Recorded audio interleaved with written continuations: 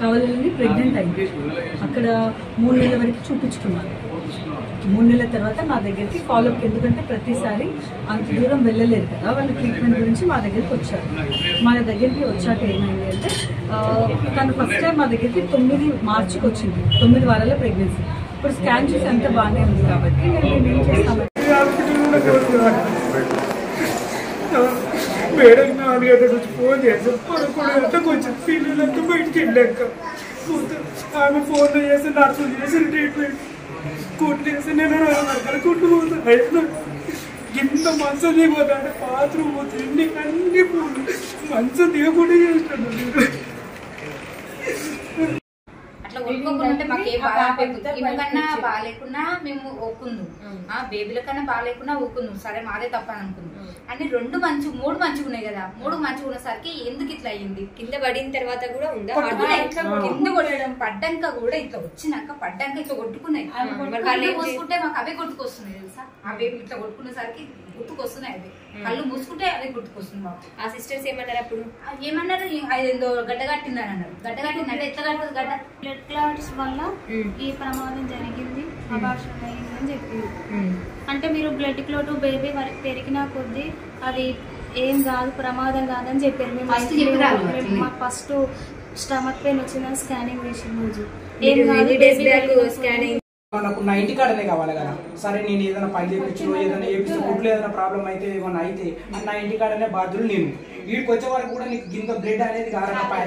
నువ్వు ఎప్పుడైతే చేయి పెట్టినప్పటి నుంచి నీకు బ్లడ్ డాక్టర్ లేనప్పుడు మీరు ఎట్లాంటిది అది చేయకండి. మీరు మేడాన్ని పిలవండి. మేడం ఎప్పుడు వస్తుంది, మేడం ఎప్పుడు వస్తుంది అంటే వస్తుంది అని చెప్పేసి ఏం కాదు, ఈ సూదులు వాడండి, మెడిసిన్ వాడండి, ఇది వాడండి. అది ఆమెకు మేడం ఫోన్లో చేసి మేడం ఈ ప్రయోగం మొత్తం ఆన్లైన్ గేమ్ ఆడినట్టు అయిపోయింది. నా కుటుంబంతో నా జీవితంతో మొత్తం ఆన్లైన్ గేమ్ ఆడినట్టు అక్కడ ఉండి ఎప్పుడు ఇక్కడ ఉండి చేస్తుంది. గాయించడానికి హాస్పిటల్ ఎందుకు?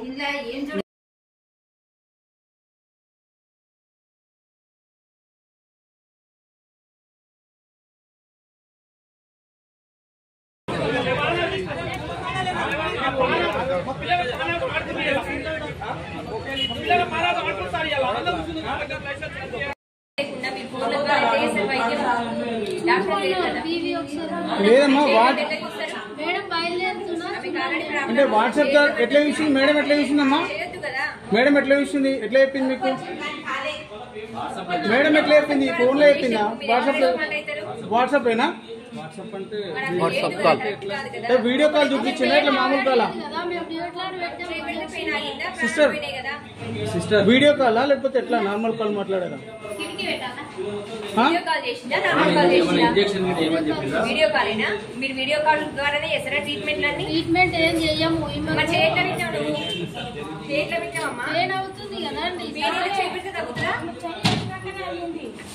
వెంకటేశ్వరరావు, డిఎంహెచ్ఓ రంగారెడ్డి జిల్లా. మరి ఈరోజు జరిగినటువంటి ఒక దురదృష్టకరమైనటువంటి ఇక్కడ విషయం జరిగింది. అది ఎవరు కూడా మనం అంటే ఒప్పుకునేది కాదు. అయినా కూడా మరి 18 వారాలకే అబార్షన్ కావటం అంటే అది దురదృష్టం. ఏంటంటే 36-37 వారాల టైం అంటే 9వ నెలలో రావాల్సిన నొప్పులు అనుకోకుండా 5వ నెలలో రావడం, అంతలోపల డాక్టర్ కూడా ఇక్కడ లేకపోవడం, మరి వాళ్ళు ప్రయత్నం చేసినామని చెప్తున్నారు. అయినా కూడా ఏదేమైనా కూడా మరి పిల్లలిద్దరూ కవల పిల్లలు. మరి అంటే అదృష్టమో దురదృష్టమో పాపం 6 సంవత్సరాల తర్వాత బాబుకి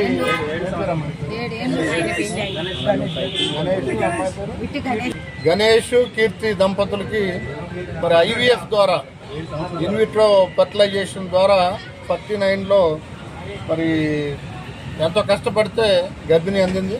మరి అలాంటి పరిస్థితుల్లో అనుకోకుండా 5వ నెలలో అట్లా నొప్పులు రావడం వల్ల దురదృష్టం. అంటే గర్భసంచి మొదటి భాగం అంటారు, సర్వీక్స్ అంటారు, అది ఓపెన్ చేసుకోవడం అనేది జరగదు మామూలుగా. 9వ నెలలోనో 8వ నెలలోనో జరుగుతుంది. 7 నెలలు దాటితే బిడ్డలు బతుకుతారు. కానీ 5వ నెలలోనే జరగటం వల్ల బిడ్డలు బతికే అవకాశం లేదు. కాబట్టి మరి డాక్టర్ ఉండి ఏదైనా చేస్తే ప్రొలాంగ్ కావడానికి ఇంజెక్షన్స్ అవన్నీ కూడా ఇప్పించినా అని చెప్తున్నారు. మరి అవన్నీ కూడా మనం నమ్మట్లేదు. నమ్మినా కూడా డాక్టర్ లేకపోవడం అనే దాని మీద మనం చర్య తీసుకోవాల్సింది అనేటటువంటి ఆలోచనతో ఇప్పుడు హాస్పిటల్ సీజ్ చేస్తున్నా. ఇప్పుడు డెఫినెట్గా దాని మీద ఎంక్వైరీ జరిపించి మనకి ఈరోజు జరిగినటువంటి కీర్తి గణేష్లకి న్యాయం చేయడానికి నా శాయశక్తులా ప్రయత్నిస్తాను. మీ అందరి ముందు కూడా నేను ప్రకటిస్తున్నాను అనేది నా దృష్టికి వచ్చిందండి. అందులో యాక్చువల్గా ఏంటంటే ఎక్టోపిక్ అనేది ఫెయిల్యూర్స్ గవర్నమెంట్ మనకు పుస్తకాల్లో రాసిన వాటిలో కూడా ఉందండి. ఫెయిల్యూర్ అయ్యే అవకాశం ఉంది. డబ్బులు తీసుకున్నారనే విషయం మీద నాకు చెప్పారు. డబ్బులు తీసుకోకుండా వైద్యం చేయాల్సిందనే మాట మీద నేను మాట్లాడాను. మరి ఆ డబ్బులు కూడా ఇచ్చినామని చెప్పి చెప్తున్నారు. మేము తీసుకోలేదండి. ఏమీ కూడా ఒట్టి ఖర్చులు ఏదైతే ఖర్చు అయిందో ఆ మెటీరియల్కి అవి మాత్రమే తీసుకుని ఉన్నారు. దానివల్ల ఆ రోజు నేను వచ్చి చూశాను. దానివల్ల నేను సీజ్ చేయలేకపోయా ఆ రోజు. ఎందుకంటే మాకు పుస్తకాల్లో రాసి ఉంది ట్యూబెక్టమీ ఫెయిల్యూర్ అనేది పర్సంటేజ్లో ఉంటుంది. 2%, 1% అట్లా ఫెయిల్ అయ్యే అవకాశం ఉంటుంది. అయితే దురదృష్టం ఏంటంటే ఆ అమ్మాయికి ఎక్టోపిక్ ప్రెగ్నెన్సీ అని ఆ ట్యూబ్లో వచ్చింది గర్భిణి. దానివల్ల పగిలిపోవటం వల్ల ఆమె సీరియస్ అయింది. అంత సీరియస్ అయినా కూడా నేను రక్షించాను సార్ అని చెప్పడం వల్ల నేనేం యాక్షన్ తీసుకోలేకపోయా రోజు. ఈరోజు మాత్రం తప్పకుండా హాస్పిటల్ సీజ్ చేస్తాను. నాకు ఎలాంటి సంశయం ఉన్నా ఈ హాస్పిటల్ మళ్ళీ ఓపెన్ చేయాలి.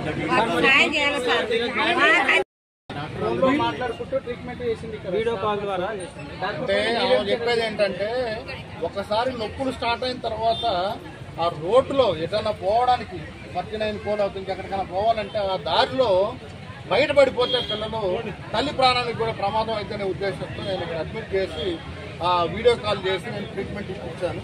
నేను వస్తానే లోపల దురదృష్టం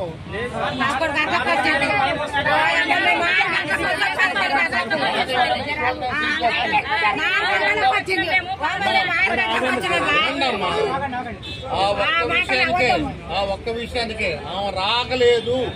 రాకపోవటం వల్లనే మనం హాస్పిటల్ మూసేస్తాం. అదే ఆమె వచ్చి చేస్తుంటే